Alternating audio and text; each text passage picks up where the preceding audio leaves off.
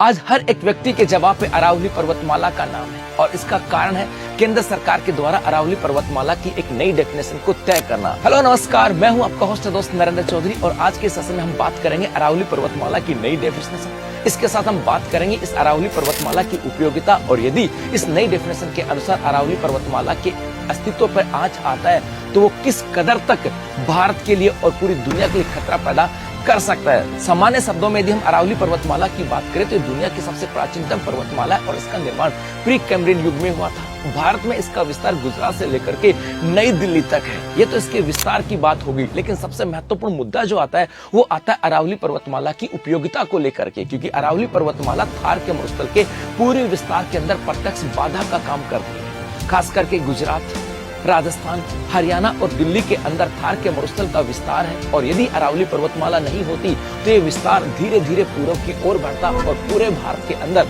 मरुस्थल की स्थिति पैदा हो जाती। इसके अलावा जो पश्चिमी राजस्थान कहूँ या पश्चिमी भारत की बात करूँ, ये टेथी सागर का अवशेष माना जाता है और ये भूगर्भिक दृष्टि से कमजोर है और इस क्षेत्र को मजबूती देने का काम करती है अरावली पर्वतमाला। कभी आपने गुजरात में भूकंपों के बारे में सुना भी होगा। यदि अरावली पर्वतमाला नहीं होती तो शायद ये पूरा पश्चिमी भारत एपिक के अंदर होता भूकंपों का, क्योंकि इस भूगर्भिक क्षेत्र को मजबूती देने का काम करती है अरावली पर्वतमाला। खास करके थार मरुस्थल के अंदर पारिस्थितिक संतुलन का काम भी करती है, क्योंकि यहाँ पर बहुत सारी नदियों का उद्गम भी होता है। तो यहाँ पर बहुत सारी वन्य जीव और वन्य जीव जंतु और वनस्पति यहाँ पर पाई जाते हैं जो कि पारिस्थितिक तंत्र को बैलेंस बना करके रखती हैं। लेकिन हाल ही में केंद्र सरकार के द्वारा अरावली पर्वतमाला की एक नई डेफिनेशन तय की गई। ये कहानी स्टार्ट होती है वर्ष 2024 में, जहां पर केंद्र सरकार के द्वारा एक समिति का गठन किया जाता है और उस समिति की सिफारिश के आधार पर एक नई डेफिनेशन यहाँ पे तय की जाती है। उस समिति ने कहा कि ऐसी कोई पर्वतमाला या ऐसी कोई चोटी जो स्थानीय ऊंचाई से 100 मीटर से कम है और इसके अलावा दो पहाड़ियों के बीच में यदि दूरी 500 मीटर से अधिक है, उनको अरावली पर्वतमाला का हिस्सा नहीं माना जाएगा। और ये इसका आधार ये था, खास करके हरियाणा और दिल्ली के अंदर पहाड़ियों की ऊंचाइयां 100 मीटर से कम थी और उसी के आधार पर पूरी अरावली पर्वतमाला की डेफिनेशन को तय कर दिया गया। और जब इस अरावली पर्वतमाला की इस नई डेफिनेशन को तय किया गया तो ये पता लगा कि अरावली पर्वतमाला का लगभग 90% हिस्सा इस डेफिनेशन के अनुसार तो अरावली पर्वतमाला का हिस्सा ही नहीं होगा।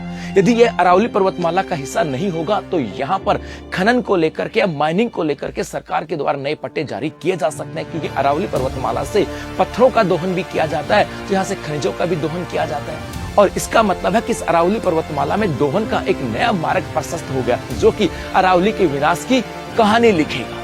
यदि अरावली का विनाश होता है तो उसका बहुत व्यापक प्रभाव पड़ने वाला है।